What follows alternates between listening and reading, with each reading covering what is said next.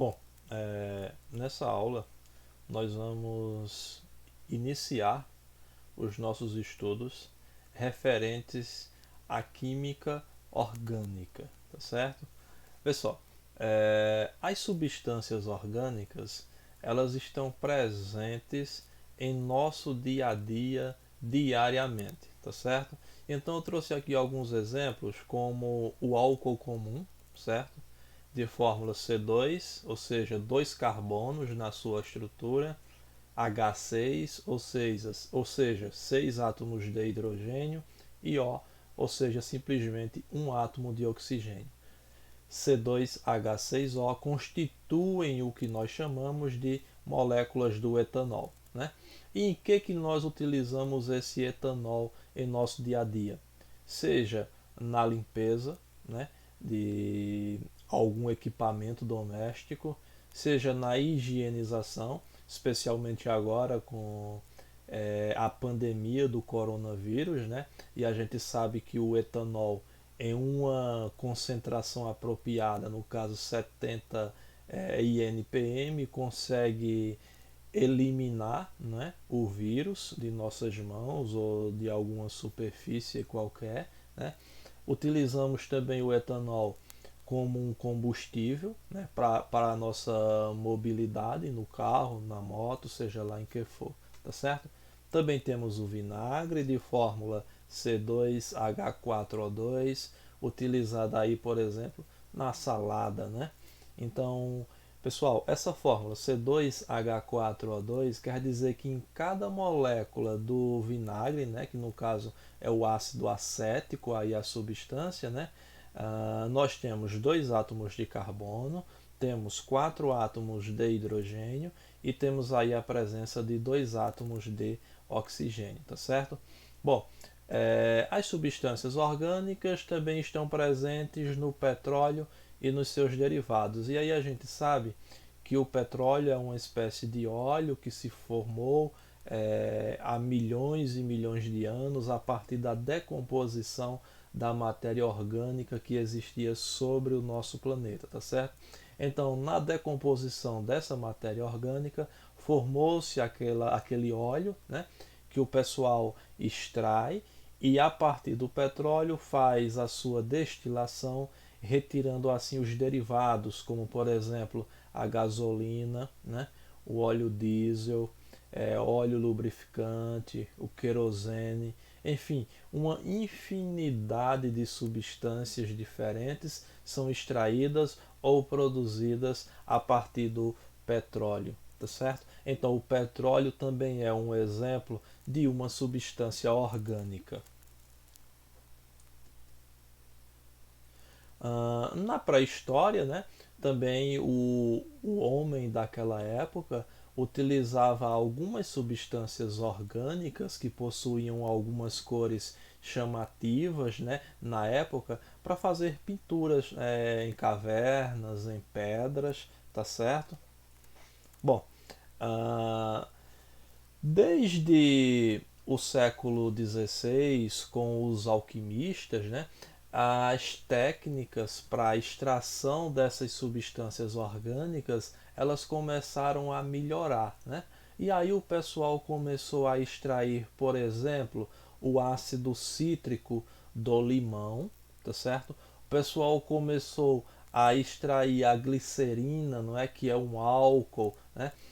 A partir da gordura de animais, por exemplo, tá certo? Lembrando que o ácido cítrico, ó, possui fórmula, observa aqui, C6H8O7, ou seja, 6 carbonos, 8 hidrogênios e 7 oxigênios, né, em cada moléculazinha do ácido cítrico, né? Já a glicerina, que também é um tipo de álcool, não é o glicerol, né? Possui aí ó, a fórmula C3H8O3, né? Observe, 3 átomos de carbono, né?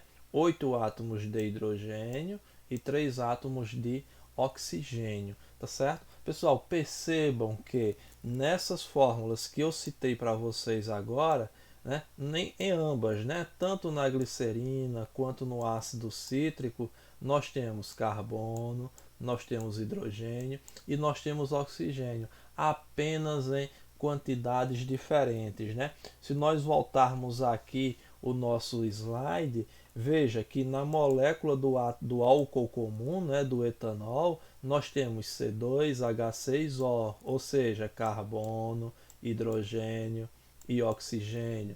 No ácido acético, melhor dizendo, que é a substância do vinagre, né, nós temos C2H4O2, ou seja, mais uma vez, carbono, hidrogênio e oxigênio, tá certo? Vou voltar a isso mais adiante. Bom, em 1777, né, um cientista chamado de Bergman, né, ele disse o seguinte: nós temos dois tipos de compostos, dois tipos de substâncias, né? E aí ele dividiu essas substâncias existentes em dois grupos, que eram as substâncias orgânicas, né? E as substâncias inorgânicas. Qual que era então a diferença entre esses dois grupos, né? Bom, as substâncias orgânicas, elas eram extraídas de organismos vivos, tá certo? Já as substâncias inorgânicas, elas eram extraídas de substâncias do reino mineral, ou seja, seriam extraídas de organismos inanimados, né, sem vida, tá certo? Então essa daí para Bergman seria a diferença entre substâncias orgânicas e substâncias inorgânicas. Bom, apoiado por essa ideia de Bergman, né, Berzelius, né, ele propôs o seguinte, que nenhuma substância orgânica, né, ela poderia ser extraída de substâncias do reino mineral, né, de seres inanimados, né? Ou seja, para eu extrair, para eu obter uma substância orgânica, eu só poderia obtê-la a partir de um organismo vivo. Como, por exemplo, no slide que nós vimos anteriormente, eu citei o ácido cítrico que é extraído do limão, ou seja, que é extraído de um vegetal, ou seja, um organismo vivo, né? Então, seria então uma substância orgânica. O outro exemplo que nós citamos foi, deixa eu só voltar aqui no slide, a glicerina, tá certo? Então, a glicerina, né, era extraída da gordura animal, ou seja, o animal é um ser vivo, portanto a glicerina seria uma substância orgânica. Então, para Berzelius, pessoal, as substâncias orgânicas só poderiam ser produzidas a partir de organismos vivos, porque esses organismos vivos possuíam o que ele chamou de força vital. E essa força vital seria essencial para sintetizar, para produzir qualquer substância que fosse classificada como orgânica, né? Isso daí ficou chamado de teoria da força vital ou simplesmente de vitalismo, tá certo? Bom, em 1828, alguns anos depois, né, os estudos foram avançando, principalmente os estudos na química orgânica, né, e um cidadão chamado de Friedrich Euler, ele aqueceu um sal, né? Esse sal recebia o nome de cianato de amônio, cuja fórmula é essa daqui, ó, NH4CnO, certo? Então, percebam que após aquecer esse sal, ele obteve como resultado essa substância aqui, ó, que é a ureia. A ureia é considerada como sendo uma substância orgânica, ou seja, extraída de organismos vivos. Percebam que Euler conseguiu produzir a ureia a partir de um sal, de uma substância do reino mineral, está certo?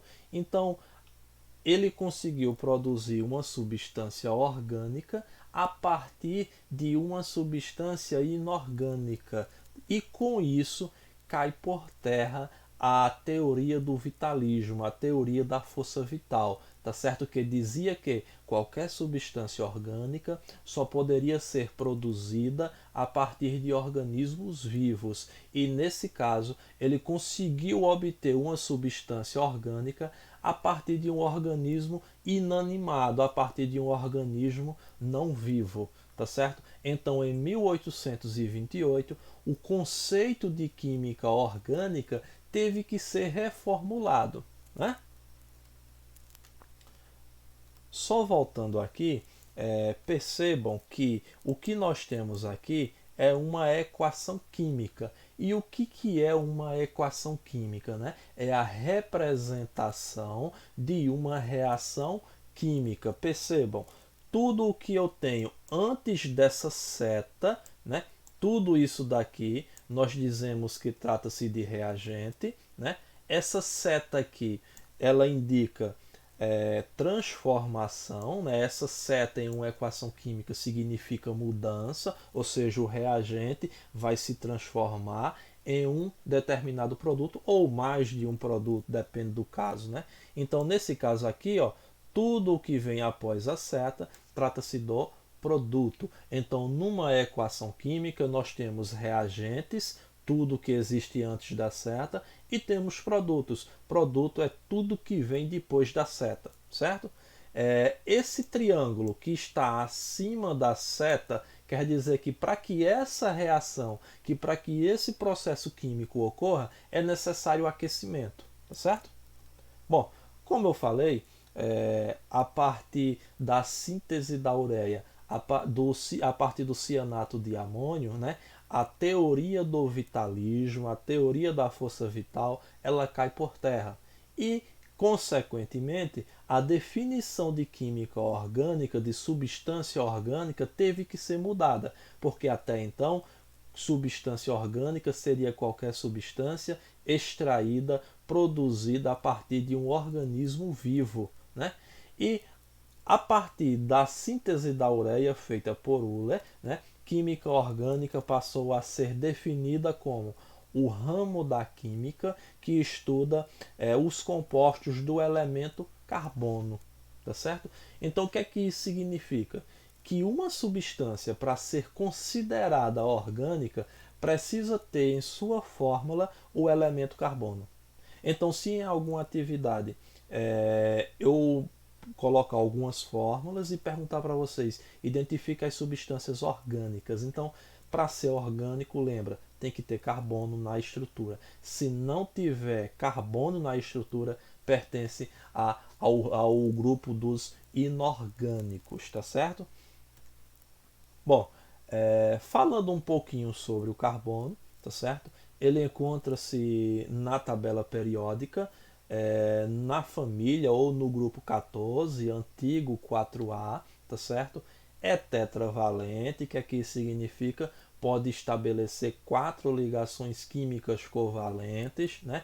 E sofre hibridização junto aos orbitais S ou EP, tá certo? Pessoal, na substância orgânica, né, no grupo das substâncias orgânicas, melhor dizendo, nós temos atualmente mais de 18 milhões de substâncias diferentes, tá certo? E a que se deve essa grande quantidade de substâncias orgânicas, melhor dizendo? Né? É o que a gente vai ver daqui a pouquinho. Apenas quero relatar aqui, nesse momento, algumas exceções. Que exceções são essas? Eu falei que substância orgânica tem carbono na fórmula, mas nem tudo que tem carbono em sua fórmula é uma substância orgânica. Exemplo, o cianato de amônio, lembra que para produzir a ureia, né, o cidadão usou esse sal aqui? Preste atenção, ó, ele tem carbono, mas não é uma substância orgânica, né?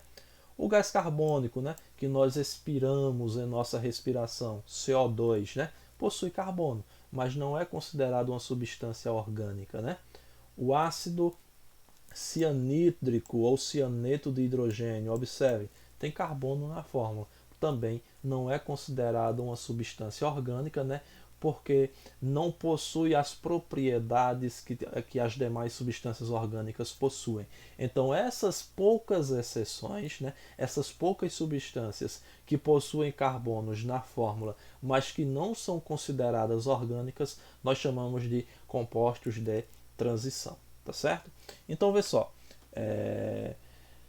O carbono, na química orgânica, vai formar substâncias, vai formar compostos, ligando-se a outros elementos, poucos por sinal, tá certo? Mas esses elementos químicos que estão presentes na química orgânica recebem o nome de elementos organógenos, né? Organógenos porque estão inseridos na química orgânica. Então, os principais organógenos são o carbono, o hidrogênio, o oxigênio e o nitrogênio, tá certo? E alguns halogênios, né? Ou seja, aqueles elementos que estão na família 17 da nossa tabela periódica. Vê só, o carbono, né? Deixa eu só destacar aqui para vocês, ó, o carbono, ele é tetravalente. O que é que isso significa? Significa dizer que ele estabelece, que ele faz, que ele precisa para se estabilizar de 4 ligações químicas, tá certo? Agora, essas ligações químicas na química orgânica existem de 3 maneiras diferentes. Existe a ligação simples, né? O que é a ligação simples? Quando a gente tem somente um tracinho desse. Existe a ligação dupla, né? Quando temos 2 tracinhos aí, como se fosse um sinal de igualdade, né? E existe a ligação tripla, ó, que são 3 tracinhos, tá certo? Então, as ligações que o carbono e os elementos organógenos estabelecem entre si são de 3 maneiras: ligação simples, ligação dupla e ligação tripla, tá certo? Então, para que o carbono faça suas 4 ligações, de quantas maneiras diferentes ele pode fazê-la, né? Então observa aqui, ó.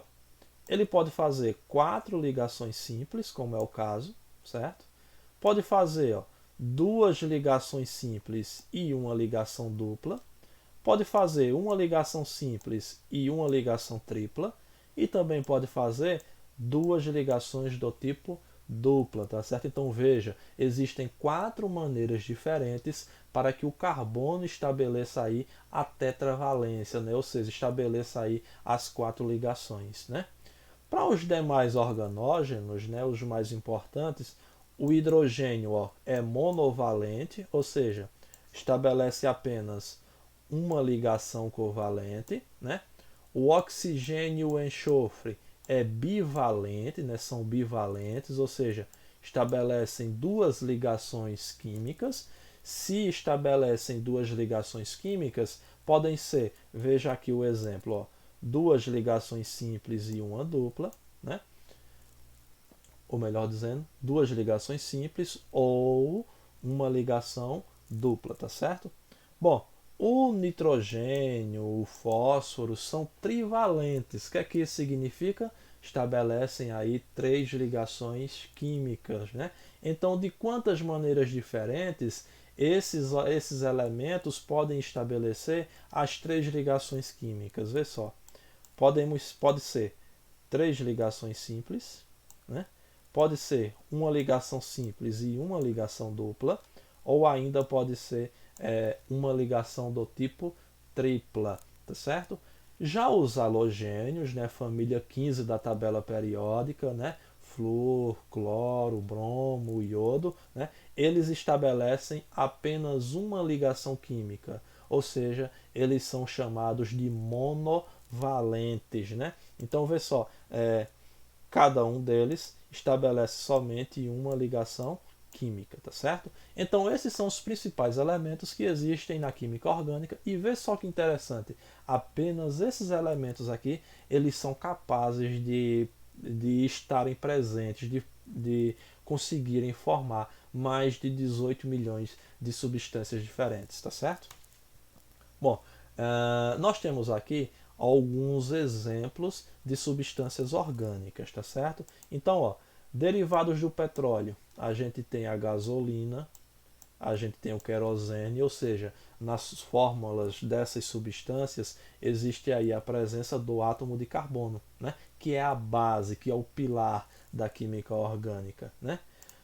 Polímeros naturais. Pessoal, o que são polímeros, né? São macromoléculas, moléculas de tamanho gigantesco, né? E aí nós temos como exemplo o DNA e o RNA, né, que são as moléculas existentes aí nos núcleos das nossas células, né? São chamados de ácidos nucleicos, responsáveis aí pelas nossas características hereditárias, né? Responsáveis também pela síntese de proteínas, tá certo? Ah, e assim, veja só, nós temos uma infinidade de substâncias aqui, ó, que são classificadas como sendo orgânicas. Lembrando, são orgânicos porque possuem carbono em sua constituição, em sua fórmula, tá certo? Bom, o carbono, vamos falar um pouquinho sobre ele agora. Então, pessoal, um químico alemão chamado de Kekulé, né? Em 1857, ele estabeleceu os principais fundamentos, né, para o átomo de carbono, tá certo? E quais são esses fundamentos de Kekulé, né?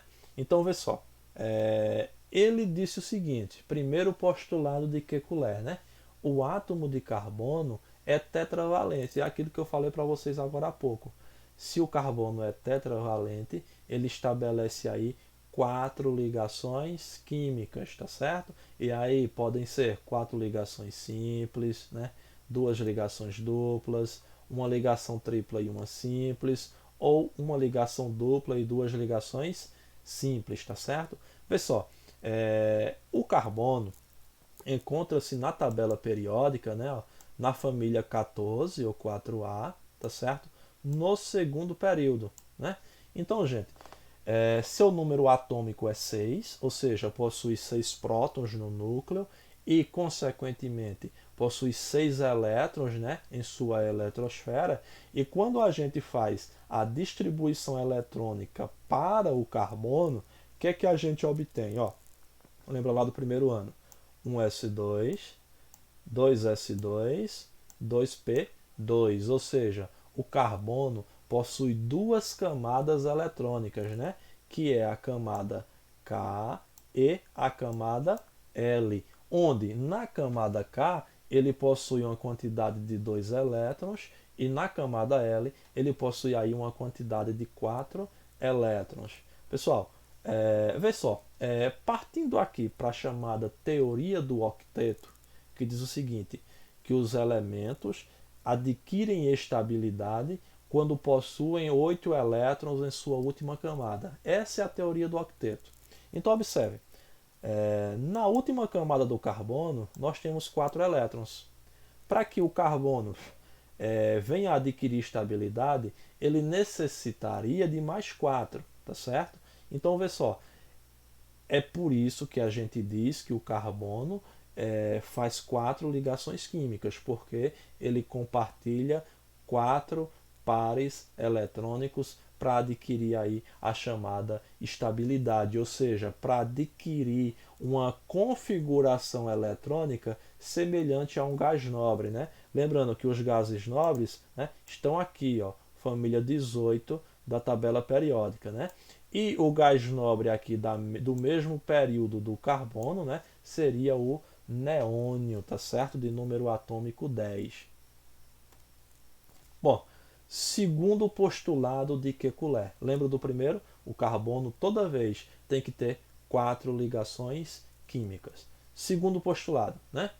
As 4 valências do carbono são absolutamente iguais. E o que ele quer dizer com isso? Observe aqui essas estruturas, né? Nós temos 4 fórmulas aqui. Porém, essas 4 fórmulas estruturais que a gente tem aqui, né, tratam-se do mesmo elemento químico. Né? Ou melhor dizendo, trata-se da mesma substância química. E qual que é, basicamente, a diferença existente entre essas estruturas? Né? Observe aqui, ó, que na primeira, o cloro, que é o Cl, está na parte superior. Né? Na segunda estrutura, o cloro agora está na parte direita da fórmula. Na terceira estrutura, o cloro está na parte inferior, né? E na quarta e última estrutura, o cloro agora está na parte esquerda, no lado esquerdo. Mas, porém, nesse caso, nós temos a mesma substância química, porque as quatro valências do carbono, as quatro ligações do carbono, elas são iguais. Então, não interessa em qual posição eu vá colocar aí o átomo de cloro ou qualquer um outro elemento, tá certo? O terceiro e último postulado, né, é o que diz o seguinte, que o carbono ele pode ligar-se entre si próprio e dessa maneira produzir grandes cadeias, que nós chamamos de cadeias carbônicas, tá certo? Então, é por essa razão que existem essa grande quantidade de substâncias orgânicas diferentes. É devido a esse encadeamento do átomo de carbono, tá certo? Vê só, essas cadeias podem ser simplesmente com o carbono se ligando ao outro carbono, né? Ou pode existir um átomo diferente do carbono posicionado entre dois carbonos. Vê só o exemplo aqui do oxigênio.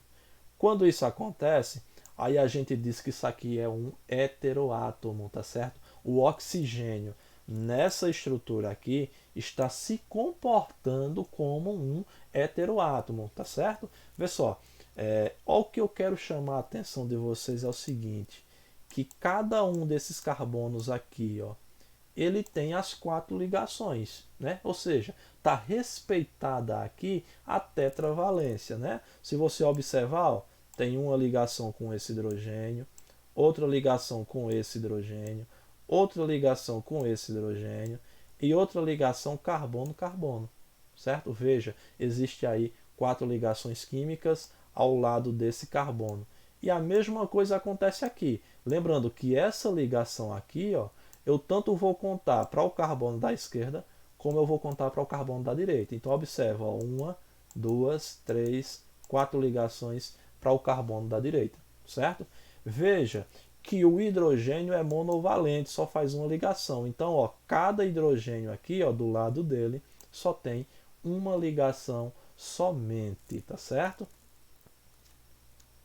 Bom, e aí a gente possui algumas maneiras diferentes para representar essas cadeias, tá certo? Vê só, essa primeira que nós temos aqui, essa primeira representação, ó, é o que nós chamamos de fórmula estrutural.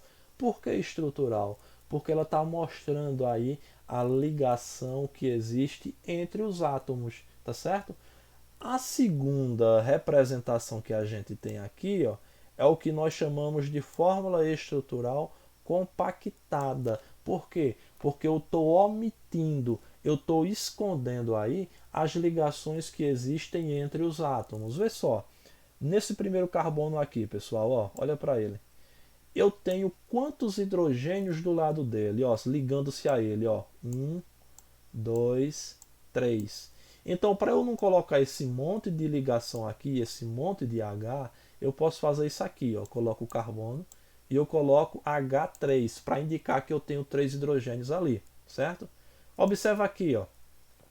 Quantos hidrogênios a gente tem ligando-se a esse segundo carbono, ó? 1, 2. Então eu coloco CH2. Aqui do mesmo jeito, ó, C e tenho dois hidrogênios, então CH2 e assim sucessivamente, né? Eu saio aí economizando espaço, vamos dizer assim, né? Nós ainda temos o que chamamos de fórmula molecular, né? E o que é a fórmula molecular, né? É aquela fórmula onde eu vou colocar o símbolo do elemento e a quantidade dele naquela fórmula, né? É o tipo de fórmula que mais nós estamos habituados a ver. Então observa aqui, ó. Se você for contar aqui, ó, carbonos 1, 2, né? Nós temos um total de 8 carbonos, então C8. Se você for contar aqui a quantidade de hidrogênios que nós temos nisso tudo, vai ser 18. Portanto, a fórmula molecular para esse composto aí é C8H18. Lembrando, é uma substância orgânica porque nós temos carbono na sua estrutura, tá certo? Bom, ainda existe um outro tipo de fórmula que particularmente eu gosto muito, né? É a chamada fórmula de linhas. Nessa fórmula de linhas, pessoal, nós omitimos, ou seja, nós não colocamos os átomos de carbono, nem colocamos os átomos de hidrogênio, tá certo? Nós apenas fazemos traços. E vê só, em cada extremidade dessa, preste atenção porque isso é importante, ó, em cada extremidade dessa, a gente tem carbono e hidrogênio. Em cada vértice desse aqui, ó, nós temos carbono e hidrogênio. Aí você pode dizer, poxa, professor, como que eu vou conseguir entender esse tipo de fórmula, esse tipo de estrutura? É muito simples, preste atenção. Se aqui, gente, ó, eu tenho um carbono, quantos hidrogênios eu vou ter ligando-se a esse carbono aí, né? Então, vê só, do lado desse carbono aqui, ó, nós temos um traço. Esse traço aqui representa a ligação química. Significa dizer, então, que do lado desse carbono aí só tem uma ligação. Mas o carbono obrigatoriamente precisa ter 4 ligações químicas. Então, se o carbono aí tem uma ligação, para completar 4, faltam quantas? Faltam 3. Ou seja, significa dizer que nesse átomo de carbono aqui, ó, nesse átomo de carbono aqui, eu tenho 3 átomos de hidrogênio que estão escondidos da mesma maneira que o carbono, certo? Analisando o carbono de número 2, esse daqui, ó, ocorre a mesma coisa, tá certo? Então, vê só, nesse caso aqui, ó, se você observar, nós temos um tracinho para o lado direito e um tracinho para o lado esquerdo, ou seja, nós temos duas ligações aí, uma do lado direito, outra do lado esquerdo, mas o carbono tem que ter 4. Então, se ele tem duas, para completar as 4, faltam 2. O que é que significa? Significa dizer que aqui eu tenho 2 átomos de hidrogênio. E se vocês saírem fazendo isso com a estrutura todinha, vocês vão observar que eu tenho a mesma substância. Então observem, gente. Eu tenho aqui, ó, 1, 2, 3, 4, 5 maneiras diferentes de representar a mesma molécula, de representar o mesmo composto. Ou seja, eu tenho 5 tipos de fórmulas diferentes, tá certo? Nesse caso aqui, eu estou repetindo o que eu tenho igual. Se você observar, ó, CH2, CH2, CH2, esse grupamento CH2, ele se repete 6 vezes. Então eu posso colocá-lo entre parênteses e colocar do lado a quantidade de vezes que ele se repete, tá certo? Então, para finalizar, eu vou passar alguns exercícios para vocês e, por exemplo, pode ser dessa forma aqui, ó. Eu vou dar uma cadeia como essa, né, mostrando apenas as ligações entre os carbonos e vou perguntar a vocês quantos hidrogênios tem aí nessa substância, tá certo? Como que vocês vão resolver? Preste atenção. Nesse primeiro carbono aqui, ó, quantas ligações do lado dele? Só tem uma. Se só tem uma e o carbono tem que ter 4, faltam 3. Automaticamente eu vou colocar 3 hidrogênios, tá certo, pessoal? A quantidade de hidrogênio que vocês vão colocar é exatamente igual à quantidade de ligações que estão faltando para que o carbono complete a tetravalência, tá certo? Então, nesse caso aqui, ó, se só tem uma, para 4 faltam 3. Então, aqui, ó, eu vou poder colocar 3 átomos de hidrogênio. Se você olhar esse segundo carbono, ó, do lado dele eu tenho 3 ligações químicas. Se eu tenho 3 ligações, para 4 faltam 1. Então, no carbono de número 2, eu posso colocar um átomo de hidrogênio. No carbono 3 aqui, ó, né, vê só, eu tenho 3 ligações químicas. Ó, uma ligação dupla no lado esquerdo, uma ligação simples no lado direito, tá certo? Lembrando que essa ligação aqui, ó, eu conto para o carbono da esquerda, mas também conto para o carbono da direita, certo? Então, vê só, se esse carbono tem 3 ligações, para 4 faltam uma. Então, significa dizer que aqui eu posso colocar um hidrogênio, né? Mesma coisa aqui, ó, o carbono tem 3 ligações, uma dupla no lado direito, uma simples no lado esquerdo. Então, para 4 faltam somente uma, automaticamente eu coloco aí um hidrogênio, tá certo? E no último carbono, observe, existe a presença de uma ligação dupla, né? Se existe uma ligação dupla, né, para o carbono completar aí a tetravalência, vai precisar de mais duas, né? Ou seja, no último carbono aqui, ó, eu vou poder colocar aí dois átomos de hidrogênio, tá certo? Então, gente, basicamente, fórmula estrutural, porque eu tenho aí as ligações que ocorrem entre os átomos, né? E aqui eu tenho fórmula molecular. Então, saibam diferenciar.